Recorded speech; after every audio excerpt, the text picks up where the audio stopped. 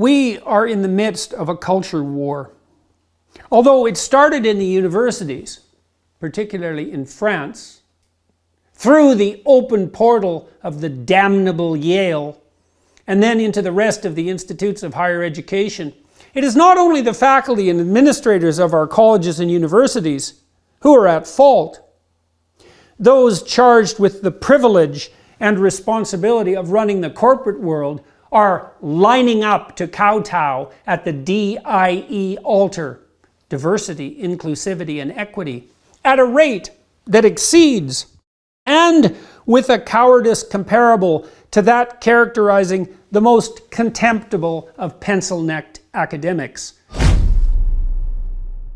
I had hoped that CEOs in particular, evil capitalists all, would reject this nonsense, this idiot postmodernism with its denial of any objective world, divine or material, this appalling and murderous Marxist wolfery in sheep's clothing. But it turns out that the left's ability to weaponize guilt and the contempt that far too many in the business world have for ideas have proved an unstoppable combination. Perhaps I should have seen this coming.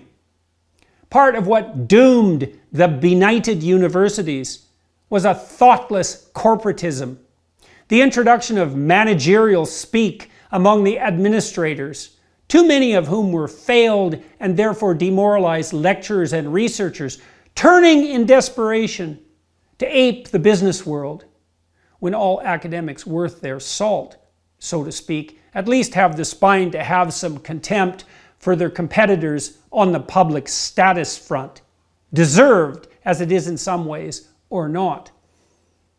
And I knew too from extensive experience talking to corporate types that the human resources departments were impossibly resentful and corrupt and ill-informed and desperate for power at any cost. And even worse than the dreadful HR/DIE combination, perhaps, if that is even possible, is the new corporate and government craze for environment, social, and governance dicta, so-called ESGs, as every idiot fad needs an oh-so-in-the-know acronym. As one set of corporate consulting half-wits and moral posturers put it, quote, investors are increasingly applying these non-financial factors as part of their analysis process to identify material risks and growth opportunities. ESG metrics are not commonly part of mandatory financial reporting, though companies are increasingly making disclosures in their annual report or in a standalone sustainability report. Non-financial factors applied to identify material risks, standalone sustainability reports. All this smacks of central planning, not to mention a low, shallow, self-justifying moralizing, which can and does in no wise stand in for genuine ethical action. Those planet-saving sustainability goals can simply and finally not be instituted from the top down, particularly not when they will be both formulated and enforced by people who are very interested in looking good, but very short on experience, ability, and wisdom. CEOs, how can you not see?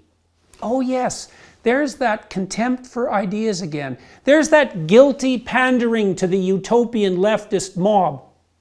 The DIE mandates and ESG disclosures and the massive administrative bureaucracy that thrives on such pseudo work is precisely equivalent to the worst sort of fifth column.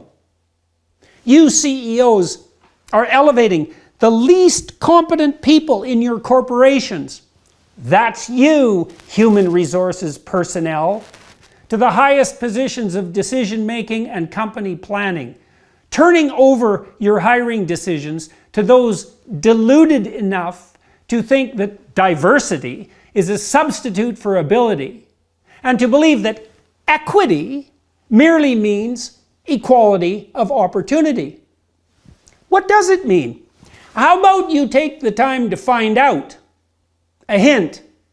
It means equality of outcome, a principle utterly and absolutely antithetical to every free market principle ever established, and a doctrine as opposed to the operations of the capitalist world as anything conceivable produced by the dread imagination of the hypothetical bastard child of Karl Marx and Michel Foucault. And if you can't see this, or worse, won't, then you are either too ignorant to be doing what you are doing, or willfully blind in precisely the manner that will usher in the darkest of days you can possibly imagine. And what of ESG principles? Do I know of what I speak? Well, throughout 2010 and 2011, I worked with the sole Canadian contingent on the UN's 2012 Original Sustainability Plan document, Resilient People, Resilient Planet, a Future Worth Choosing. And I learned something about how such sausages were made. Although the so-called high-level panel charged with this overwhelming and Tower of Babel-esque task was hypothetically made up of the typical stellar luminaries, ex-presidents and prime ministers and their ilk, in reality, the task of actually writing the paper, and therefore thinking through the details where the devil hides, was typically shunted down the hierarchy of authority until it landed on the desk of someone who had the interest, time, and presumption to devote some real effort to the task. Someone like me. I say this without cynicism. Ex-presidents, etc., have calendars that are fully booked, often months or even years in advance, and simply do not have the time, resources, or often the ability to sit down and think through, write, and edit the vast research proposal, because that's what the UN report really was, that makes up a plan for the planet. And who does? Who's an expert in planetary sustainability? No one. It's too complicated. And that's why we have a decentralized, free market economy. Oh, captains of industry. 169 goals, reduced without much thought to a still unwieldy 17. By what mechanism? By whose choice? With what evidence that such planning is desirable, to say nothing of possible, or more likely, counterproductive in an absolute sense? We have a decentralized free market economy so that the invisible hand, which is actually a gigantic distributed computational system, calculating adaptation to the transforming horizon of the future, so that the invisible hand, the free choice of product and occupation characterizing billions of people, can guide us as unerringly and selfishly, thank God for that, as possible into the future. And this simply cannot be replaced by the utopian hand-waving of centralist, globalist planners, even if they are blessed with the charisma and brilliance of that consummate conference organizer, Klaus Schwab. The computations of the decentralized free market system, guided as it must be by a necessary minimum of political constitutions and international treaties, simply cannot be replaced by brute force top-down machination, no matter how well-intentioned. Remember what the road to hell is paved with. We tried that with the bloody 5-year plans of Stalin and Mao. Remember how that turned out? And if you think the comparison is ridiculous, then just start thinking about the 150 million people who will be hungry later this year, when the first results of the decision to scuttle the energy industry in the name of planetary survival roll out. And just give some consideration to the fact that the idiot environmental utopian faux moralizers have proved themselves in the last few years entirely willing to sacrifice today's actual poor to the thriving hypothetical poor who will, if we haven't ethically depopulated ourselves entirely in the next few decades, grace the planet with their sustainable low carbon footprint in the lower your expectations future we are all guiltily planning. And just remember who enabled and emboldened Putin, and pray that wasn't a fatal mistake, as it probably was. And so, CEOs, you need to shed your guilt. You are evil capitalists, just as charged. You've worked your whole life to be precisely that.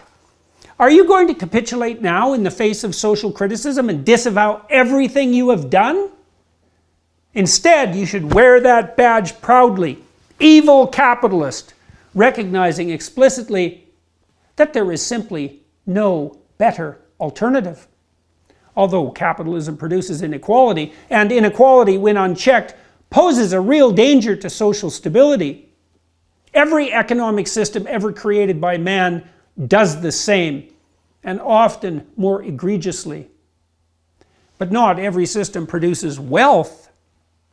In fact, none have, except free market capitalism, which has, in recent decades, lifted an unprecedented number of people, not least in putatively communist China, out of the absolute poverty that has been the rigid and certain destiny of everyone for the entire span of human history.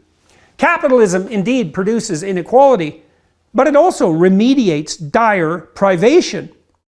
For the first time in the entire painful temporal span comprising life here on Earth, everyone has enough to eat, except when political machination interferes and malevolence gains the upper hand. Obesity is now a bigger problem than starvation. But not for long if the DIE enthusiasts and the ESG moralists and centralizers have their way. Why are you kowtowing to those who despise your companies and your accomplishments? Perhaps it's genuine guilt. The conscientious strivers who often come to occupy positions of authority in conservative corporate institutions are dutiful, industrious, orderly, and hardworking. This also makes them guilt-prone. And when such people look at their lives and their, let's say, demographic characteristics, white, middle or upper class, disproportionately male, and English-speaking, they feel, and rightly so, that some of their so-called privilege, and everyone who uses that word is the mortal enemy of C-suite executives, was and is in fact undeserved.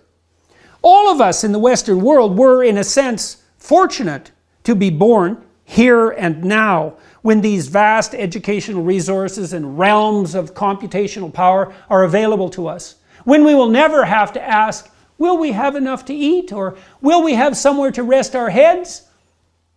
And some of that is undeserved. None of us alive built the amazing cities, roadways, or industrial machinery that has brought about our wealth. All of us alive are the beneficiaries of the hard work of our ancestors. And worse, have the temerity to thrive on the blood-soaked lands of plantation and imperialism and atrocity that make up the states, provinces, and countries that house, shelter, and protect us. And so, we must atone, and rightly so, but we cannot and must not do this by bending a knee to the rabid centralizers and fulminating, ignorant, and resentful anti-capitalists who shake a moralizing fist in the air and object so loudly, anyone with more money than me is an oppressor. That is a very bad pathway. That is the true road to a future that no one except the devil himself wants. So, if you are a CEO and you are wringing your hands about the planet, and you wake up at 3 in the morning upbraiding yourself for your shenanigans on the moral front, your untrammeled and narrowly self-serving greed in the service of your hedonism and narcissism, then do what you must most truly do to become a better person. Justify your money and your unparalleled opportunities by becoming a shining light in the darkness. It is said, "For unto whomsoever much is given, of him shall be much required. And to whom men have committed much, of him they will ask the more." What does this mean? It means, as the rest of the Sermon on the Mount insists, that the way to pay for privilege is by doing the good that is commensurate with that privilege. And this is the way out of the guilt, CEOs, that makes you such easy targets for the demented and satanic moralizing of the accuser. Are you wealthy? Be better. Do so much good with your money and your other privileges that when the mob comes, you can say, "I have devoted myself truly to the highest good and can stand innocent before you and my own conscience." And you, mobsters, have you looked to your own redemption? Have you borne the responsibility of your own unexamined privilege? You who dwell equally in the exploitation and atrocity of the so-called imperialist West? Who exactly are you to call me and my talent and privilege out in the name of God? I cannot help but think, in closing, that there is an appalling greed in all this DIE and ESG posturing. One of the things I found most intolerable about the Ivy League environment was the fostered narcissism of the students. All who gain entry to Yale or Harvard or Princeton or Stanford, or even to the University of Toronto, where I lectured for 20 years, are already part of the elite by any standards, historical and present. But they are enticed, as an easy escape from their privilege, let's say, into identifying with the oppressed, agitating, in principle, on their behalf, and atoning for their good fortune, purchased at the cost in no small part of the atrocity of the past, with the reflexive and thoughtless activism whose promotion has come to substitute for genuine apprenticeship and education. This means that the new elite, the youthful privileged, get to have their cake and eat it too. They have all the stature and opportunity bestowed upon them and available to them as a consequence of their university affiliation and the hard work and ability that was required to open those doors. And then also all the moral high ground that accrues to the unjustly oppressed. That is just too much. That is just asking too much. To be privileged and victimized simultaneously. Just as it's too much for university professors to ask. And even more so, as it's too much for CEOs and other denizens of the executive suite to request. So, stop saving the world with the centralizers, globalists, narcissists, and eternal builders of the Tower of Babel. Stand forth instead, as I said, as proudly evil capitalists. Do your fiduciary duty. Provide your customers and clients with what they need and want. And let the great invisible hand, that immense computational device, play its necessary role. Make your enterprise productive and profitable. Make yourself generous and abide by the dictates of your conscience. Do enough signal good so that your great wealth rests lightly on your shoulders. This is a more difficult task, take note, than generating that wealth itself. Put the human resources DIE personnel back in their place. Stop hosting faux democratic town halls. Since when do you care what the stock boys think? In a few decades, if they have the fortitude, ability, and industriousness, they will be sitting in your hard-won place and making the decisions that you are currently charged with making. Did you not earn that right? Then why forego it under moral pressure? And if the answer is guilty conscience, then straighten yourself out. Get your oppressive superego under control. Or stop doing those possibly terrible and unworthy things that make you guilty when the mob knocks at your door. Stop making obeisance to the alphabet brigade. Stop educating your customers, remember them, as to what political opinions are acceptable. Stop with the faux communist pretense, unless you want to go there. And if you do, think again, sunshine. Stop pretending that there are 150 different genders and that it is your job to be so compassionate toward all narcissistic outsiders that you tempt children into ill-advised and terribly destructive surgery. Make the following pledge. I will rename human resources personnel, as those who performed that role were known in the so sensible 1950s. I will dispense forthwith with all the diversity, inclusivity, and equity consultants, flotsam, and jetsam. Those who have allowed themselves to be possessed by that ideology are not your friends. And if you are consorting with them to look good for reasons of greed and vanity, then think again, once again. Because the system of ideas that animates the woke moralists is dead set and in the most serious manner against you and everything you stand for, particularly when you are being genuinely good. More pledge. I will stop flirting with the grandiose ESG mavens. Isn't saving your company enough? Do you really have to so casually and thoughtlessly save the world too? Have some humility and stay in your already plenty large wheelhouse.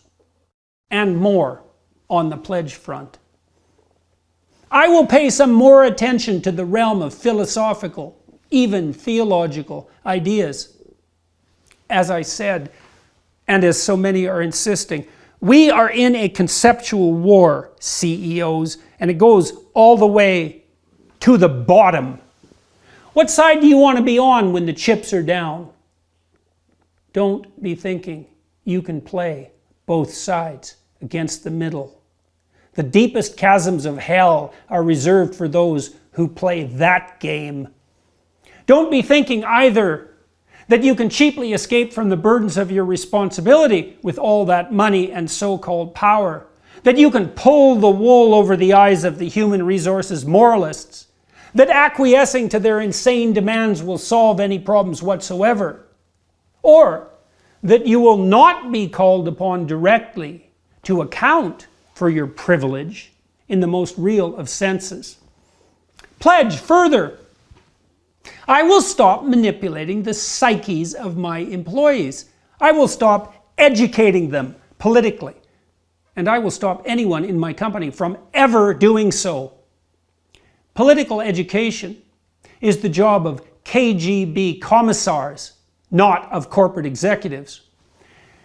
CEOs, I implore you, start standing up for what you are and what you do. If your company is genuine, if it is addressing the true needs and wants of genuine customers, if the people you serve are being informed honestly by the agents of your company about the services you offer, and if you deliver what you are paid to deliver, then there is nothing to feel guilty for. Quite the contrary.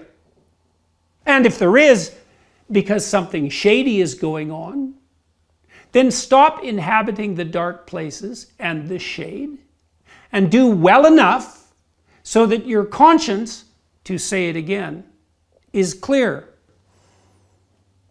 Perhaps you should at least be on your own side.